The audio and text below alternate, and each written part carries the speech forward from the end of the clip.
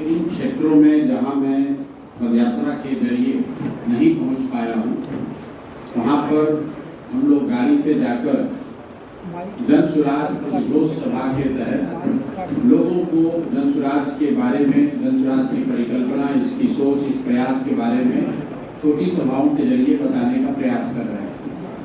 क्योंकि मेरी पदयात्रा सुपौल तक पहुंची है और मैं अररिया में अभी तक आया नहीं हूँ, तो उसी के तहत आज हम लोग अररिया और किशनगंज में एक सभा करने आए थे। अररिया में, नरपतगंज में और किशनगंज में एक सभा करके मैं अभी यहाँ पहुँचा हूँ। कल पूर्णिया और कटिहार में 2 सभा और करेंगे। इसके बाद जो पार्टी के 2 कार्यक्रम हैं जिसके बारे में मैं आपको बताना चाहता हूँ।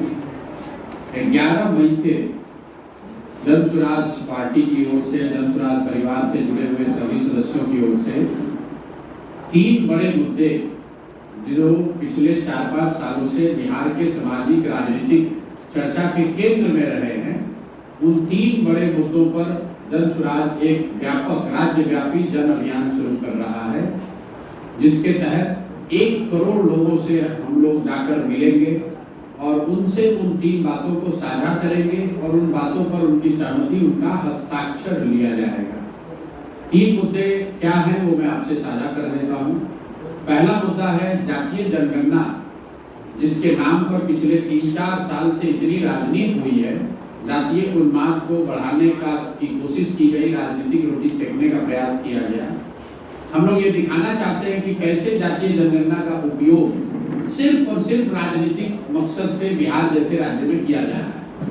बिहार में जैसा कि आप लोग को याद होगा 2023 में जातीय जनगणना पूरी कर ली गई और 7 नवंबर 2023 को जातीय जनगणना का जो रिपोर्ट आया उसको बिहार की विधानसभा के पटल पर रखा गया।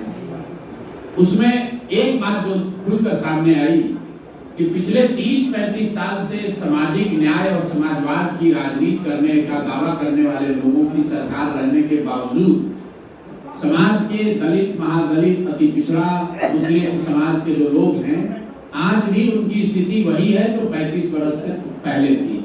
एक मैं सिर्फ आपसे आंकड़ा दूंगा क्योंकि आप में से भी ज्यादातर लोग उस जनगणना के रिपोर्ट को पढ़े नहीं होंगे। जनगणना के रिपोर्ट में लिखा हुआ है कि सिर्फ 3%, याद रखिए, सिर्फ 3% दलित समाज के लोग ही बिहार में आज भी 12वीं क्लास पास करते हैं। 5% से कम अति पिछड़ा समाज के लोग 12वीं का पास करते हैं और 7% से कम मुस्लिम समुदाय के लोग 12वीं पास करते हैं।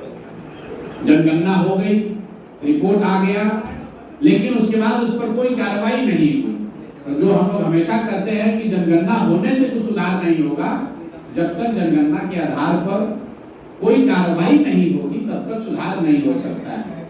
खैर, नवंबर में जब रिपोर्ट आई तो इस सरकार ने, नीतीश कुमार ने और तेजस्वी यादव की उस समय महागठबंधन की सरकार थी, 24 नवंबर को इन लोगों ने विधानसभा में एक वादा किया कि जनगणना में चिन्हित किए गए 94 लाख बिहार के गरीब परिवारों को 2 लाख प्रति परिवार के रेट से मदद की जाएगी, सहायता राशि दी जाएगी।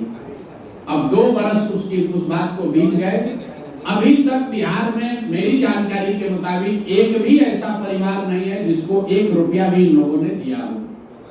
तो जैसे मोदी जी ने 2014 में 15 लाख का जुमला एक फेंका था, उसी तरह नीतीश कुमार ने ये कहा कि जनगणना के आधार पर 94 लाख परिवारों को 2-2 लाख रुपया दे देंगे, अभी तक किसी को 1 रुपया भी नहीं दिया है। तो ये पहला मुद्दा है जिसको लेकर हम लोग बिहार के घर घर जाना चाहते हैं और जो इतना बड़ा विश्वासघात किया है इस सरकार ने, इनकी जो नियत है उसको दिखाने समझाने के लिए लोगों से मिलकर एक ये आंदोलन का हिस्सा होगा। दूसरा बिंदु है नीतीश कुमार जो 20 साल से राज कर रहे हैं, इसके पीछे बहुत बड़ा दलित, महादलित समाज का वोट या उनका सपोर्ट है। 2008 में नीतीश कुमार ने एक योजना शुरू की जिसमें कहा गया कि जितने भूमिहीन दलित और अति पिछड़ा समाज के लोग हैं उनको 3 डिसमिल जमीन घर बनाने के लिए दिया जाएगा। उस समय का अनुमान था कि करीब 50 लाख ऐसे परिवार हैं जिनको 3 डिसमिल जमीन घर बनाने के लिए दिया जाएगा। अभी सरकारी आंकड़ा जारी हुआ है जिसके मुताबिक पिछले 17 बरस में सिर्फ 2,34,000 परिवारों को ही 3 डिसमिल जमीन दिया गया। उसमें भी भारत सरकार के प्लानिंग कमीशन ने कहा कि 2,34,000 में 1,20,000 परिवारों को सिर्फ जमीन कागज पर दिया गया, उनको जमीन अभी तक नहीं मिली है। और तीसरा मुद्दा है भूमि सर्वे का। जो ये भूमि का सर्वेक्षण चल रहा है, लैंड डिजिटाइजेशन का जो काम चल रहा है, ये सरकार के द्वारा, राजस्व विभाग के द्वारा समाज से धन उगाही का, पैसा उगाही का नया तरीका बन गया है। रसीद कटाने के नाम पर, वंशावली बनाने के नाम पर या दाखिल खारिज और जमाबंदी के नाम पर हर परिवार से 10, 20, 25, 50,000 रुपया लिया जा रहा है। ये कहा जा रहा है कि जमीन का सर्वे होगा, इसका मालिकाना हक तय होगा, सब लैंड का रिकॉर्ड डिजिटाइज हो जाएगा। 5 वर्ष से योजना चल रही है, हजारों करोड़ रुपया वसूली हो गई और फरवरी में सरकार ने रिपोर्ट जारी किया है जिसमें बता रहे हैं कि सिर्फ 20% जमीन का ही अभी सर्वे का काम पूरा हुआ है।